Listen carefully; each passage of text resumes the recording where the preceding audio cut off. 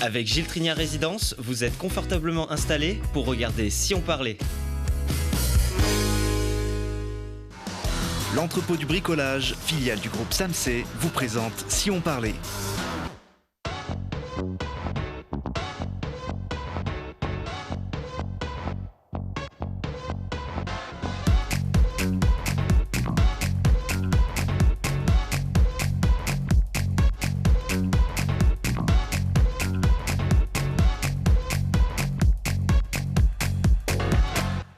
Bonjour à tous, bienvenue dans Si on parlait, l'émission qui vous donne la parole chaque jour pour savoir ce qui se passe près de chez nous.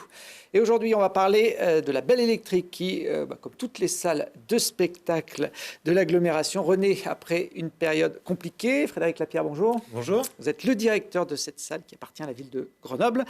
On va parler également du service civique ouvert aux jeunes de 16 à 25 ans. Jawed Jedidi, bonjour. Bonjour. Vous faites partie de ces jeunes Isérois qui ont fait leur service. Vous nous raconterez tout à l'heure comment ça s'est passé, pourquoi vous vous êtes engagé. À côté de vous, Myriam Zagouane, bonjour. Bonjour. Vous êtes responsable de l'antenne iséroise de l'association Unicité qui embauche beaucoup de services civiques tout au long de l'année, près de 80 sur la région grenobloise. On verra ça effectivement en deuxième partie d'émission, mais on va démarrer avec du sport, un peu de sport et de montagne avec Olivier Coudert. Bonjour. Bonjour Thibault. Vous êtes l'organisateur de la Sky Race des Mathésins, qui est une épreuve de skyrunning qui aura lieu le 24 octobre au-dessus de la Mure sur le plateau mathésin. Si je traduis skyrunning en français, ça fait course du ciel. Pourtant, ça se passe quand même bien sur Terre. Oui, ça se passe sur Terre, mais avec, je dirais, pour seule limite, parce qu'on a tendance à dire, la seule limite, c'est le ciel. Donc, on va jusqu'en haut des montagnes. Presque toucher le ciel en courant. Oui, c'est en fait quand on court sur les sommets, on est en haut, donc c'est la différence quand on court, qu'on est en plaine ou qu'on est en moyenne montagne. On lève la tête, il y en a toujours au-dessus. Là, il y en a plus au-dessus. Voilà, c'est quand on est en haut, on n'a plus de possibilités, il faut redescendre. Donc c'est la particularité de faire un sommet ou de courir sur des crêtes, c'est que on se sent un peu sur le toit du monde, enfin sur le toit de la Matésine pour le coup. Il y a un côté liberté aussi dans cette discipline. On est parfois aussi à la limite de l'escalade ou de l'alpinisme quand on est sur des terrains escarpés. Oui, c'est une des particularités du skyrunning par rapport au trail. C'est que dans le cahier des charges, il y a des...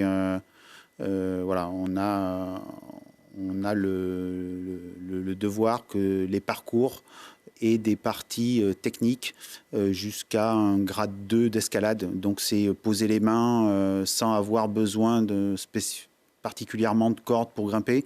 Ça c'est à peu près la définition du grade 2 en escalade, si je ne me trompe pas.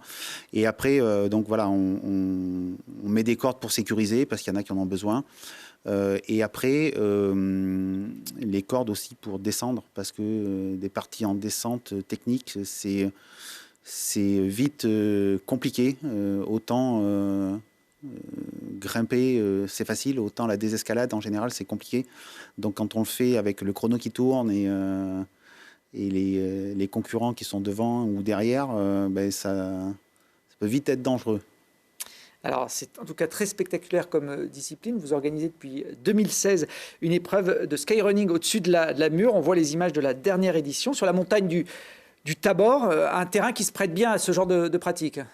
Oui, c'est assez facile d'accès, on a un peu d'approche. Après, je dirais que tout est réuni, on a l'infrastructure en bas, on a un sommet on a plusieurs sommets qui sont quand même accessibles, on a des parties techniques, voilà, on monte pas trop, ce qui fait que on peut y aller à peu près en toute saison, soit au printemps, parce que notre course en général est prévue au mois de mai, soit comme en 2020 et 2021, quand à cause du Covid, on est obligé de décaler à l'automne, c'est accessible. On monte à 2400 mètres, donc ça reste accessible une partie de l'année, mais c'est suffisamment haut pour avoir des parties quand même très escarpées. Donc après, c'est un choix d'organisation, on y va pas. Nous, on a fait le choix d'y aller et effectivement, on a des images assez spectaculaires. Et avec même de la neige en 2020, la fin du mois d'octobre. Ouais, voilà, on espère que dans 2 semaines et demie, ça sera à peu près pareil. Alors, on va voir si on ne peut pas présager de la météo. Vous le disiez, évidemment, courir en montagne sur ce type de terrain, ça peut être dangereux. Comment vous gérez le risque ? On équipe la montagne temporairement, le temps de la course, avec des filets, oui, pour sécuriser certaines zones qui peuvent être très dangereuses. C'est pas dangereuse, c'est très dangereuse. Il y a des endroits si... Alors voilà, il ne faut pas tomber. Ouais, si on tombe, on peut vite faire des chutes de 5 ou 600 mètres de dénivelé. Donc là, la question du sauvetage, elle ne se pose plus après. Donc on met des filets de sécurisation. Et puis après, pour aider les coureurs à monter ou à descendre les parties très raides, on a des cordes qui sont utilisées en tant que main courante.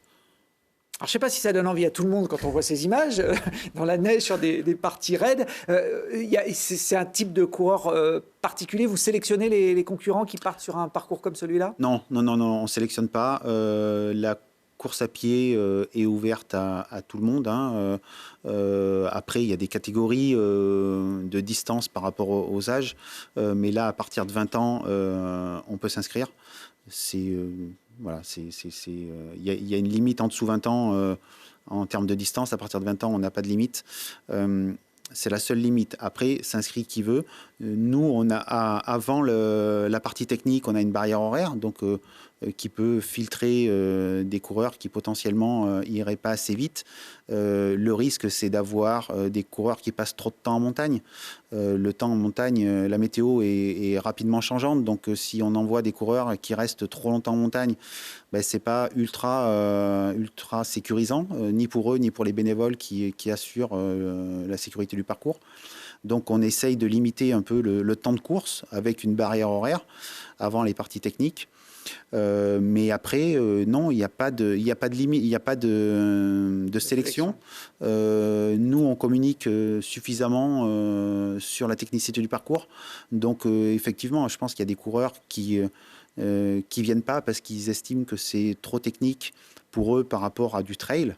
Mais à contrario, il y a des ultra fans qui se disent voilà, c'est pour moi, et c'est ce côté extrême. J'ai envie de faire plus que de la moyenne montagne, j'ai envie de courir sur des sommets comme ça, surtout comme en 2020, on a des images assez magiques avec une mer de nuages, avec du soleil, une neige fraîche, voilà. Oui, il y avait toutes les conditions, c'est vrai, sur la dernière édition. Fred, je vous sens, sceptique devant ces images. Tous les week-ends sur les crêtes. C'était vous que je voyais dans la neige en train de remonter. Moi, je trouve que ça traîne un peu d'ailleurs.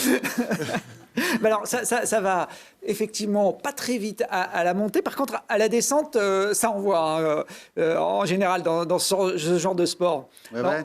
C'est une des particularités du skyrunning. C'est qu'il faut être assez complet comme coureur. Contrairement par exemple à de la course sur route, je dirais, où du début à la fin c'est linéaire. C'est linéaire, voilà. Là, il faut être fort, faut savoir courir en côte, faut être fort là-dessus, faut être fort dans le technique. Et il faut pas avoir peur sur le technique. S'il y a de la neige, il faut avoir l'habitude de courir sur la neige, et ça, c'est pas donné à tout le monde. Et puis, il faut savoir courir pour les parties descendantes qui sont potentiellement très rapides. Donc, ça génère un vrai intérêt, c'est que suivant où on se trouve sur le parcours, il va y avoir des secteurs où ça ne sera pas les mêmes qui seront les plus forts. Donc, ça rebat systématiquement les cartes. Et sur un format court, ça donne un vrai enjeu sportif, parce que celui qui va avoir 1 minute d'avance sur la montée, potentiellement il est perd sur les parties techniques ou sur la descente, et celui qui a 1 minute de retard, il va pas baisser les bras parce qu'il se dit oui, là j'ai 1 minute de retard, mais c'est pas sur ce secteur que j'étais le plus fort, donc je peux les rattraper.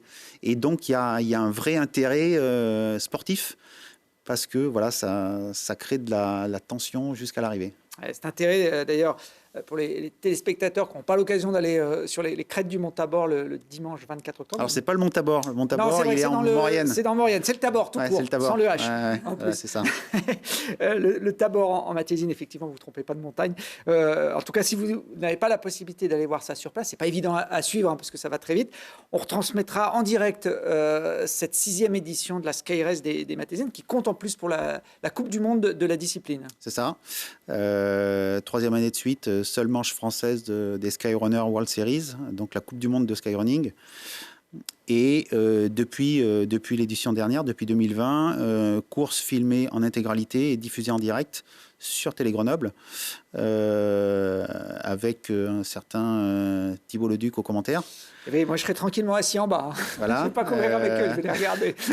Mais oui, ça, pour les coureurs qui trouveraient que ça ne va pas assez vite, ou ceux qui se seraient levés trop tard pour venir participer, voilà, il faudra allumer la télé sur Télé Grenoble dimanche 24 à partir de 9h moins le quart. Ouais, voilà, on va prendre l'antenne autour de 8h30, 9h moins le quart, puisque le départ est prévu à 9h. Vous parliez d'un parcours court, ça représente quand même plus de 25 km. Là, on voit une partie du tracé sur cette animation. Ouais, c'est 25 km. Alors, 25 km, ça paraît, pour le commun des mortels, je dirais, c'est très loin d'être un parcours court.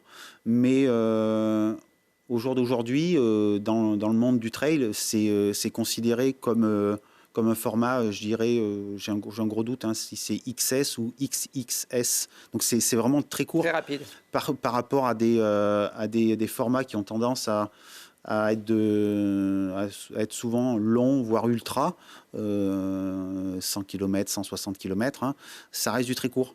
Mais c'est aussi là qu'on va trouver un vrai intérêt, c'est que ça se bagarre du début à la fin. Ça se bagarre du début à la fin parce qu'il y a très peu d'écart entre les coureurs. Et vous arrêtez de refaire votre lacet, vous perdez une place en gros.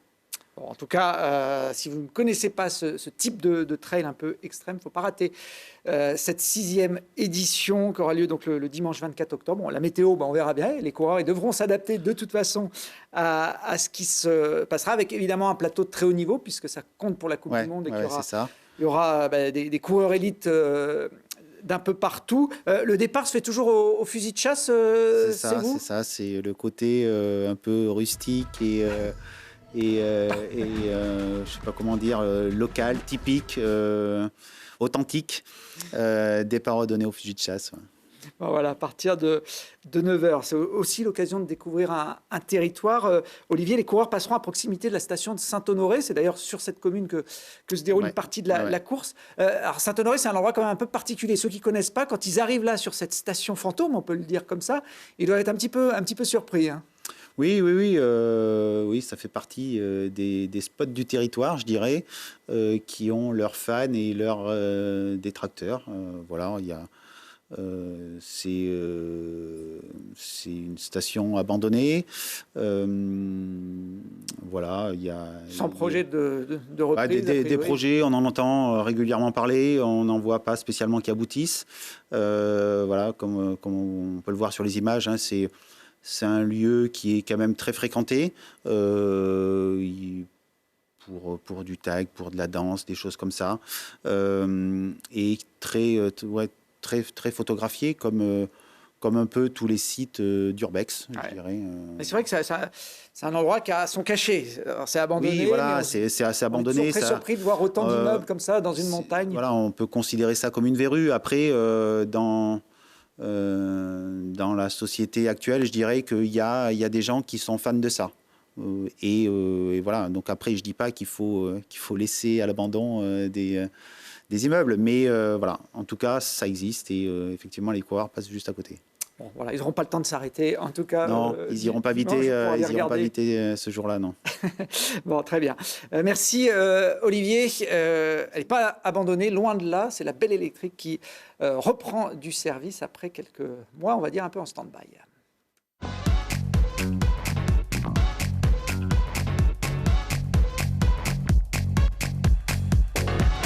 Et ouais, si on sortait à la Belle Électrique, la salle de musique actuelle de Grenoble. Frédéric Lapierre, vous êtes le directeur de cette structure depuis le début. Petite carte d'identité pour ceux qui ne connaîtraient pas par cœur la Belle Électrique. L'adresse, ça se trouve où? Dans quel quartier de Grenoble? Ça se trouve Esplanade Andry Farcy. Alors, c'est pas une adresse qui est bien connue. En tout cas, c'est une place qui est nommée ainsi depuis 5-6 ans. C'est tout au bout du Courberia, à côté du magasin. Dans le quartier Bouchaillé-Vialet. Voilà, dans le nouveau quartier. Le long de l'autoroute. Quel âge, la Belle Électrique? Ouverture le 10 janvier 2015. Donc, 6 années d'exploitation. Voilà. On ne parle pas trop de Covid. La taille du bâtiment 2400 et quelques mètres carrés. En gros, c'est une salle de spectacle qui peut accueillir 1000 personnes dans sa salle, plus un bar-restaurant qui est ouvert même les soirs de spectacle. Donc on a en gros 150 000 usagers, on les appelle, qui viennent voir des spectacles, qui viennent danser la nuit, qui viennent au restaurant ou au bar. Quelle équipe pour la faire tourner? Vous êtes combien? On est 25 permanents, plus toute une équipe d'intermittents, une trentaine d'intermittents qui travaillent très régulièrement à la Belle Électrique, plus plein de prestataires, je pense à la Sécu, au ménage, ainsi de suite, des entreprises avec lesquelles on bosse, mais qu'on fait travailler et qui sont presque des collaborateurs. C'est quoi la couleur musicale de la salle? Est-ce que vous arrivez à la définir? Oui, alors c'est à 70% des musiques dites amplifiées actuelles, donc ça va de la chanson au rock, le reggae, le métal, toutes les formes, on va dire, de musique qui utilisent une batterie, une guitare électrique, un clavier. Et puis on a quand même une couleur un peu particulière, un accent très particulier mis sur les musiques électroniques. La Belle Électrique, c'est donc une salle de concert pour beaucoup de son activité, mais c'est aussi un club, je dis bien un club et pas une boîte de nuit, avec une vraie programmation internationale d'artistes qui sont plus orientés sur des esthétiques house, techno, musique électronique, ou en tout cas à danser. Voilà, on voit quelques images. Alors ça, c'est la Dynamitase, c'est aussi funk. C'est plus disco, mais voilà. C'est l'ambiance de la salle sur certaines soirées. On a cette ambition qu'on retrouve malheureusement pas dans toutes les salles de concert, d'offrir aussi au public un endroit où, j'aime bien dire, où les corps peuvent s'exprimer, où les gens peuvent venir danser et ne sont pas simplement spectateurs d'un concert ou d'un spectacle, justement, mais où ils peuvent venir danser, bouger, se retrouver. Voilà, on est très attaché à cette dimension physique, entre guillemets, d'utilisation et d'usage de la salle. Il n'y a pas trop de place assise à la Belle Non, Électrique. c'est une salle qui est debout. Il y a plein de magnifiques endroits assis ailleurs à Grenoble, donc la Belle Électrique, c'est plutôt debout. Alors la salle a fêté ses 5 ans au cours de l'hiver 2020. Ce n'était pas la meilleure période pour un anniversaire, juste avant le début de la crise sanitaire. Je ne sais pas si vous l'avez vu sur les images, on va les remontrer. Voilà. Sur le toit, ce n'est pas des bougies, ce sont des panneaux solaires qui se dressent au-dessus de la Belle Électrique. Ça veut dire qu'elle est autonome, cette salle? Malheureusement pas, c'est pas notre activité qui bénéficie de cette électricité. Par contre, on a des magnifiques toits-terrasses qui sont pas accessibles au public, alors c'était mieux d'en faire quelque chose que rien.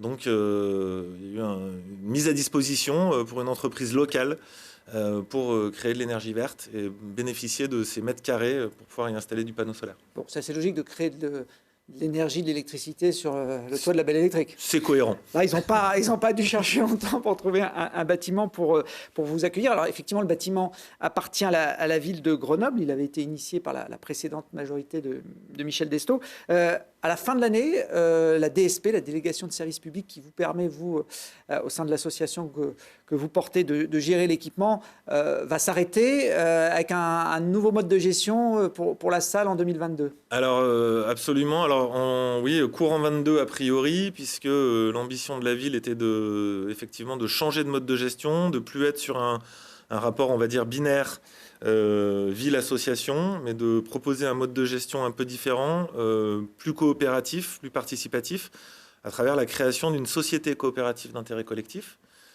qui va donc permettre aux usagers, aux partenaires de la filière, on va dire, musique actuelle, à la ville aussi, aux salariés, ce qui est important aussi, de plus participer, au moins à la gouvernance, si ce n'est au projet qui lui sera porté par une future direction. Ça a été tendu pendant quelques mois entre vous et la ville au moment où elle a voulu imposer cette nouvelle forme de gestion. Est-ce que ça veut dire que les élus vont avoir un droit de regard maintenant sur la programmation, sur la façon dont vous gérez l'équipement au quotidien ? Absolument pas. Sur la programmation, je pense que ça a été dit, redit, affiché. Le politique ne se mêlera pas de programmation, bien heureusement.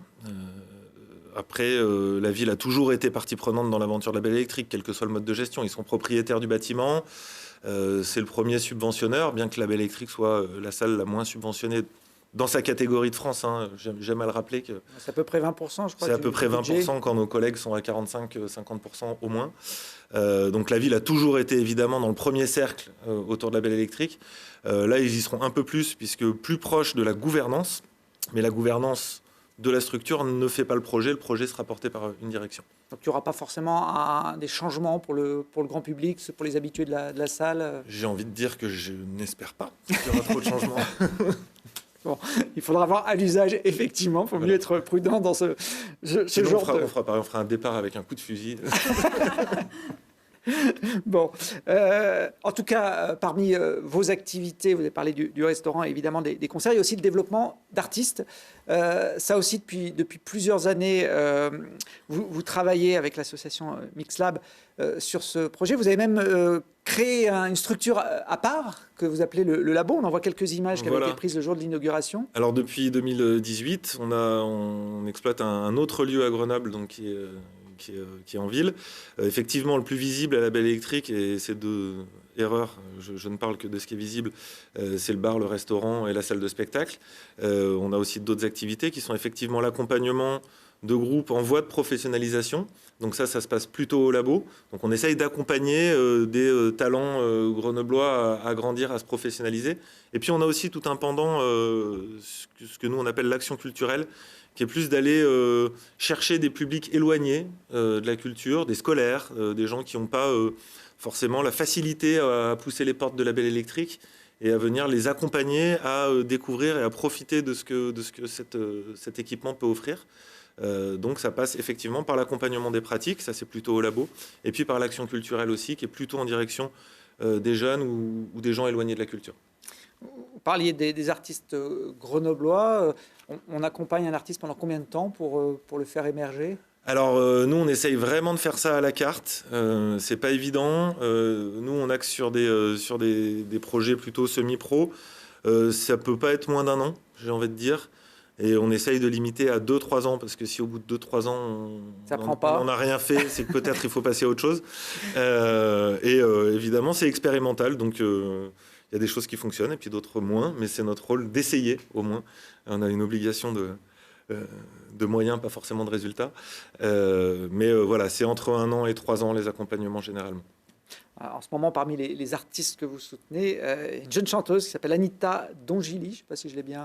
Je crois que c'est comme ça qu'on dit aussi. En tout cas, c'est comme ça que je le dis, moi. Puis elle est accompagnée par nous, par Retour de scène. On essaye, avec les autres acteurs locaux aussi, de construire des parcours pour ces artistes.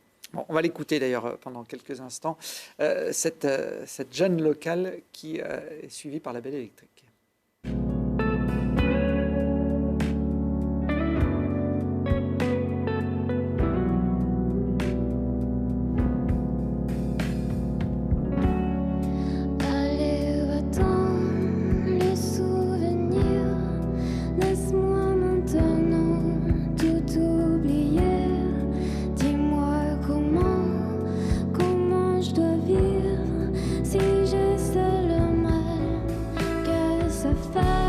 Dis-moi pourquoi il faut grandir. Dis-moi comment fonder cette chambre. Dis-moi pourquoi il faut grandir. Dis-moi comment. Anita Dongili, qui s'appelle Clémentine, je crois, dans la vraie vie. Ouais. Ouais. C'est la première fois que je vois une Clémentine changer en Anita. Normalement, c'est plutôt dans l'autre sens, mais bon. À découvrir parmi d'autres artistes, parce que vous produisez vous-même vos vidéos. Là, ce qu'on a vu, c'est un extrait qui a été réalisé par vos soins. Tout à fait. Alors, les accompagnements, ça passe par du conseil. Ça peut être du conseil artistique, du conseil en scénographie, en mise en place, parce qu'un concert, c'est une pièce de théâtre, hein, quelque part. Rien n'est improvisé ou peu de choses. Ça passe par de l'accompagnement, effectivement, qui peut être administratif aussi. Et puis, par la création de supports, entre guillemets. Donc là, c'est vrai que pendant le Covid, notamment, On avait du mal à accompagner les groupes et de les amener en studio, de leur faire des résidences de création dans la salle parce qu'elle était fermée, ça nous était interdit. Donc on a proposé à un certain nombre d'artistes locaux de faire des capsules et donc de se mettre sur la toile et de les faire découvrir à travers le web, à travers notre site, nos réseaux sociaux et Télé Grenoble bientôt, j'espère. Oui, on va les et voilà. Et donc on a aussi fait des captations pour qu'ils soient un peu plus visibles. Eh ben, on les reprendra, ces capsules qui sont très bien faites, qu'on peut voir d'ailleurs sur le site de La Belle Électrique. Elles sont toutes accessibles pour le public. La saison 2022 a démarré. C'est quoi la tendance? Le public revient ou il faut recréer les habitudes? Alors, il revient très vite et très fort sur tout ce qui est à danser, justement, toutes les soirées électro, sur les week-ends, les gens... ils ont été un peu frustrés. Hein. Voilà, je pense qu'il y a beaucoup de gens qui ont envie de danser, de sortir, de faire la fête, de se retrouver. Ça marche et ça redémarre très très fort. Les concerts, c'est un peu plus compliqué. Je pense que des habitudes se sont perdues, que jusqu'à peu de temps, il faisait encore beau et chaud et qu'aller se mettre dans une salle noire, c'était un peu plus compliqué. Qu'on ne sait pas exactement encore comment ça se passe et ça se passe normalement dans la salle. Donc on retrouve l'expérience, j'ai envie de dire, d'un concert comme dans le monde d'avant. Donc ça revient, mais on n'est pas encore sur le rythme de croisière public, en tout cas de billetterie d'avant Covid. Par contre, la programmation est extrêmement dense parce qu'on a 1 an et demi de dates à reprogrammer, de reports, de contrats qu'on doit ramener. Donc on a une programmation qui est extrêmement dense. Ouais, là, le programmateur est parti en vacances pour de longs mois. Le boulot était fait depuis 1 an et demi. Quoi. Je vous ai demandé 3 petits coups de cœur sur les semaines qui viennent pour finir, Frédéric. Les coups de cœur, c'est justement à la croisée de l'accompagnement et de l'action culturelle. On va organiser à partir du 25 octobre des ateliers de création de lutherie sauvage avec un groupe qui s'appelle Bégayer. Donc c'est vraiment de la récup, on les voit jouer là. Fabrique des instruments Ils fabriquent des instruments avec tout et n'importe quoi, avec aussi des vieux outils électroniques. Et de tout ça, ils font un instrumentarium un peu délirant. Donc ça, c'est fait avec des scolaires, avec des gens qui ont envie de jouer à ça. Et puis tous ces instruments vont être repris par Bégayer pour un album et pour une tournée derrière. Donc ce ne sera pas juste un one-shot, c'est vraiment des choses qui vont servir et qui vont servir à de la création derrière, d'albums et de tournées. J'ai du temps? Ouais, rapidement. Ouais, super. Et puis je voulais aussi parler du festival Pyramide. Pareil, ça aussi c'est un accompagnement d'une asso locale qui va être une soirée autour du Mali et qui a son pendant au Mali justement. Un petit peu autour de tous les événements qui se passent, forme de concert de réconciliation, j'ai envie de dire. Ça, ce sera le 30 octobre, donc je vous invite aussi à venir sur une grosse soirée Afrique et malienne qui va être sympa. Très bien. Merci Frédéric. De toute façon, la programmation est à retrouver entièrement sur le site de La Belle Électrique. Je ne sais pas si tous les deux, vous avez fait votre service militaire. Alors moi, non. Moi, j'ai fait partie de la première année à faire ce qu'ils appelaient la journée d'appel de préparation à la défense. Bon, un jour, ça compte pas. Ouais, j'ai failli être le dernier couillon à y aller, j'y ai échappé. Bon, alors, je vais vous offrir une séance de rattrapage, messieurs.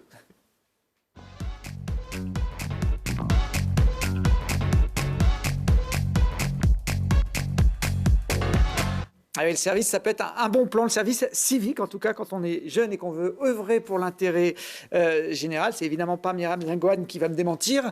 Vous êtes la responsable de l'antenne iséroise d'Unicité, qui est une association qui, on va dire, produit du service civique tout au long de l'année. Oui, donc effectivement, Unicité, c'est une association nationale pour accompagner et recruter des jeunes en service civique. Et finalement, l'ancienne version, c'était les objecteurs de conscience d'avant. Voilà, service militaire, objecteur de conscience et service civique depuis 2010. Ouais, c'était Martin Hay, je crois, qui avait créé cette nouvelle formule. Ça marche comment? Parce que le service militaire d'avant, on n'avait pas le choix. Il fallait y aller. Là, c'est pas le cas. Voilà, donc moi, je le dis souvent, en fait, les jeunes viennent dans une démarche volontaire et ils ont le statut de volontaire en service civique. Donc, c'est vraiment eux qui viennent à nous, donc des jeunes entre 16 et 25 ans. On leur demande quoi ensuite? Il y a un temps d'engagement, il y a des compétences à avoir Voilà, le but du service civique, c'est de venir vraiment, en tout cas, Unicité, on est vraiment basé là-dessus, sur la motivation et pas forcément sur... ils ne viennent pas avec un CV, une lettre de motivation, mais vraiment sur la question de la motivation. Et puis, Unicité, on propose plusieurs programmes Et ensuite, voilà, ils s'inscrivent sur les différents programmes. On organise des journées de sélection. Enfin, d'abord, des séances d'information collective où on présente tout le panel des programmes. Et ensuite, voilà, des journées de sélection. Donc, c'est vraiment, finalement, le critère 16-25 ans. Et puis même au-delà, jusqu'à 30 ans pour des jeunes qui sont en situation de handicap. Et vraiment, la particularité d'Unicité, c'est que c'est des jeunes en équipe qui travaillent voilà, dans une mixité aussi de profils. Donc, des jeunes de 16 ans et puis des jeunes de 25 ans. Donc, voilà, l'idée, c'est de pouvoir faire ensemble. On les voit intervenir sur un chantier participatif à Grenoble. Le orange, c'est votre couleur de Voilà, donc il y a eu ralliement. des études sur les couleurs. Donc le orange, ça marque les esprits. C'est assez vif pour qu'on s'en souvienne. Donc effectivement, les jeunes, en fait, l'idée d'avoir le t-shirt orange, c'est aussi, par exemple, quand on intervient en EHPAD, pour pas confondre du coup les personnes soignants et des jeunes du coup en service civique qui ont en fait une autre démarche et une autre fonction que voilà, justement, ils ne sont pas dans la fonction de soignant. Alors, Jawed Djelili, tu n'es pas venu avec ton t-shirt orange parce que ton service civique est terminé, c'est ça ? C'est ça. Qu'est-ce qui t'avait incité, toi, à te lancer dans cette aventure, cette expérience ? Ce qui m'a incité, c'est tout simplement la manière dont ça a été vendu.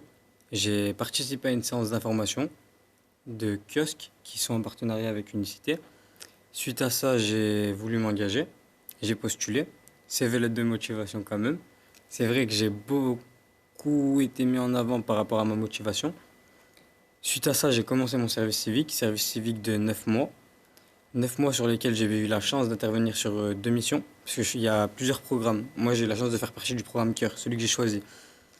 Et la première mission sur laquelle j'ai pu travailler, c'était avec des enfants, dans une école, sur laquelle j'ai pu être à la fois animateur périscolaire et à la fois intervenant en classe.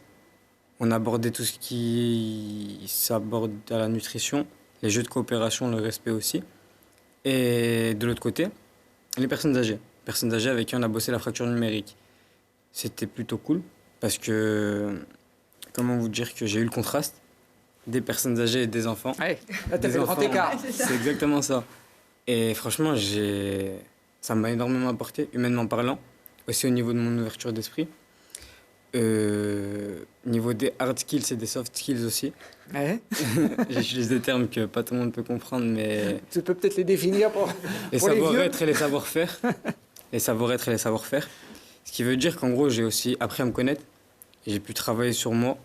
Et comme Myriam a pu le dire précédemment, Unicité, ils ont des valeurs qui leur sont propres.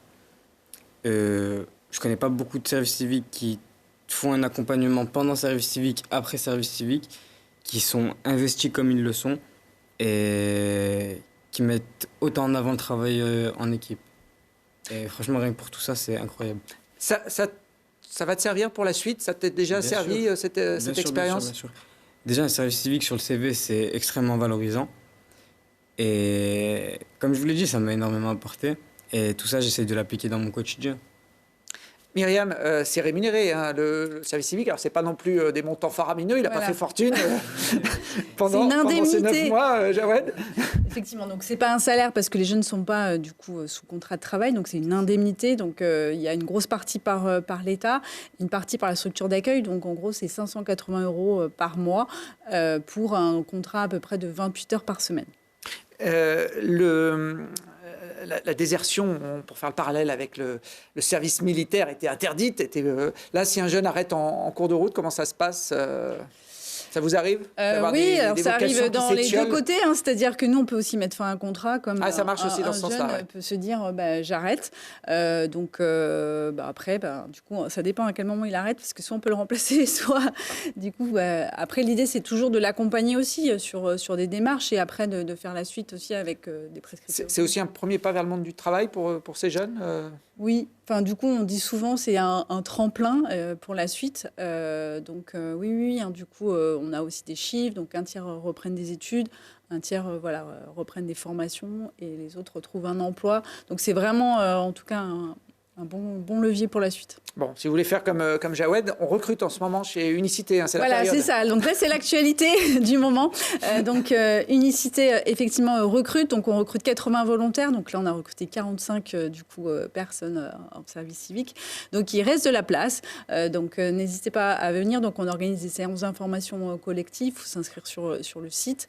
Voilà, donc on est sur du recrutement pour démarrer là début novembre. Et puis peut-être on va faire une petite rentrée un peu décalée en fonction des candidats qu'on va recevoir. C'est pareil, il faut relancer la machine. Comme voilà, c'est ça, exactement, c'est vrai. De spectacle, on a vu le site s'afficher. Il y a des services civiques à la Belle Électrique. Vous faites appel à ce type de contrat, Frédéric? Oui, on avait l'habitude de prendre beaucoup de volontaires. Je vous ai vu que cette saison, là, on a mis un peu le haut là parce qu'on a eu pas mal de changements en interne et ne sachant pas exactement comment ça allait reprendre.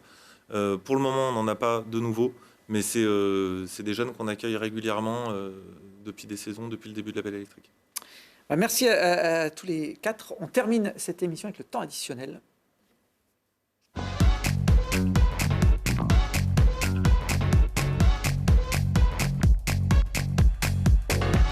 Alors je regarde le chronomètre, il nous reste 3 minutes 30, un tout petit peu plus pour faire un tour de table sur des idées de sortie, des bons plans que nos invités ont envie de nous livrer.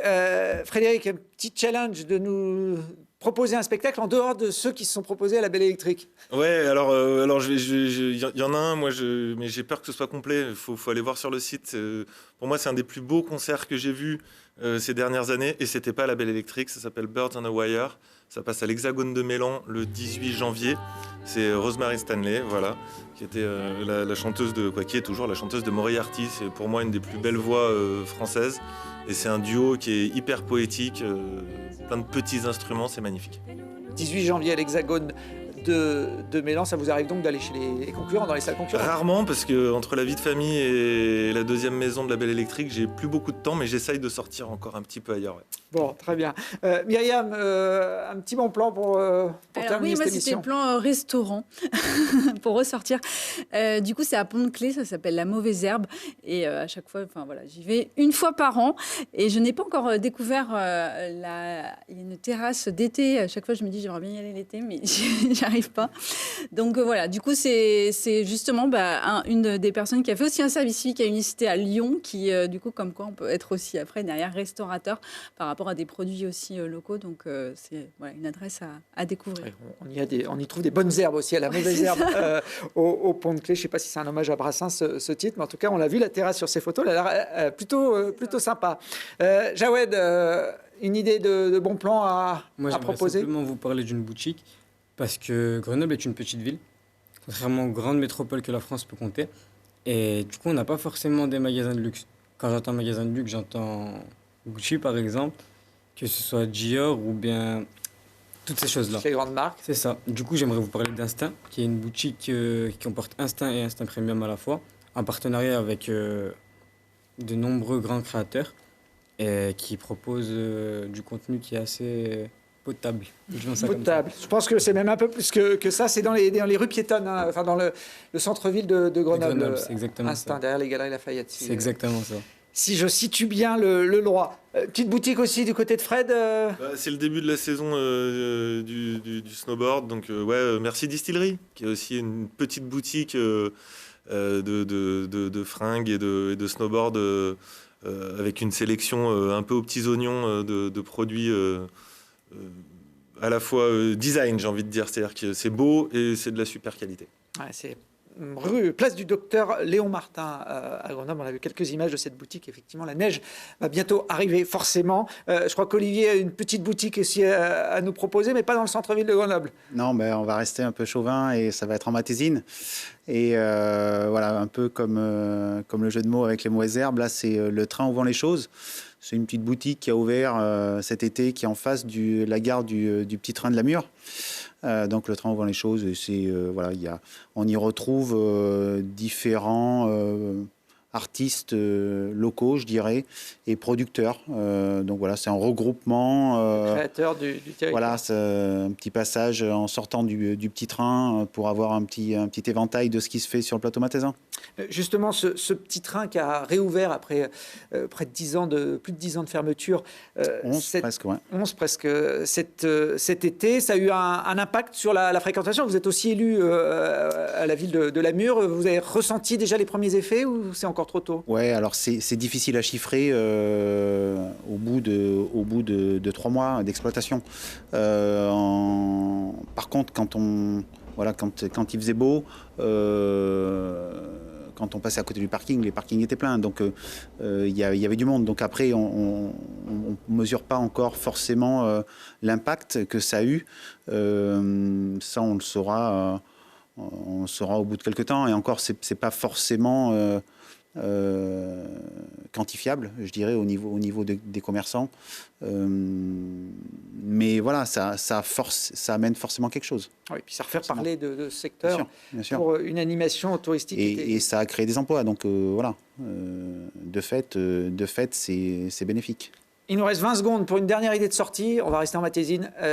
Olivier, une balade pour la famille. Je dirais que pour ceux qui trouvent que ça va trop vite ou qui ont peur des parcours un peu escarpés, il y a une des merveilles du Dauphiné en Matésine, la Pierre Percée. C'est familial, c'est facile d'accès, c'est sympa, voilà, c'est à faire.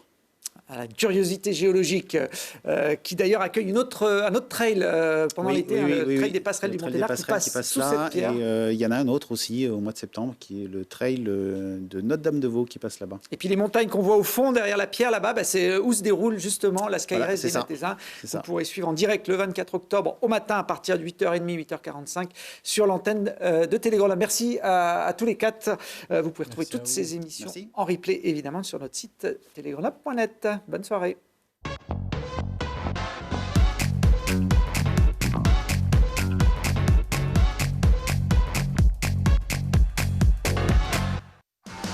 L'entrepôt du bricolage, filiale du groupe SAMC, vous a présenté Si on parlait. Vous avez profité de Si on parlait avec Gilles Trignan Résidence.